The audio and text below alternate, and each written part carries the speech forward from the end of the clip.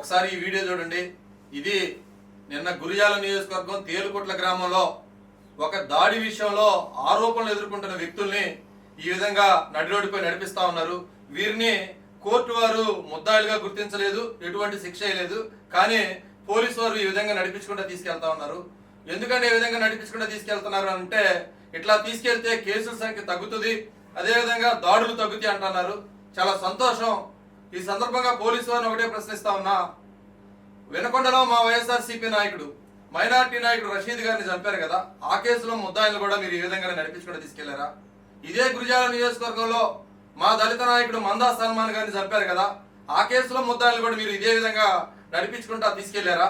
2 రోజుల క్రితం జోలకల గ్రామంలో మా వైఎస్ఆర్సీపీ నాయకుడు రామిరెడ్డి గారిని కాళ్ళు చేతులు ఎరగొట్టారు కదా, వారిని కూడా ఇదే విధంగా నడి రోడ్డుపై నడిపించుకుంటా తీసుకెళ్లారా? మీరు ఎవరిని తీసుకెళ్లారు. ఎందుకంటే ఆ కేసులో ఆరోపణలు ఎదుర్కొంటున్న వారు కూటమి నాయకులు, కార్యకర్తలు. ఇది తేలుకొట్ల గ్రామంలో ఆరోపణలు ఎదుర్కొంటున్న వారు మా వైఎస్ఆర్సీపీ సానుభూతి పరులు కాబట్టి వాళ్ళని ఈ విధంగా అవమానపరచాలా?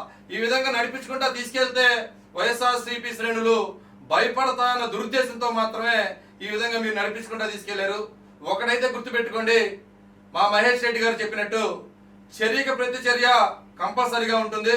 అదేవిధంగా మా నాయకుడు జగన్మోహన్ రెడ్డి గారు చెప్పినట్టు ఎవరెవరైతే దౌర్జన్యాలు చేస్తా ఉన్నారో, ఎవరైతే అక్రమ కేసులు పెట్టారో, ఎవరైతే దాష్టికాలు చేస్తా ఉన్నారో వారిని సప్త సముద్రాల అవతలున్న వెతక్కొచ్చి పట్టకొచ్చి మరి చట్టం ముందు నిలబెట్టి వారిని చట్టపరంగా శిక్షిస్తామని ఈ సందర్భంగా మీకు తెలియజేస్తా ఉన్నాను.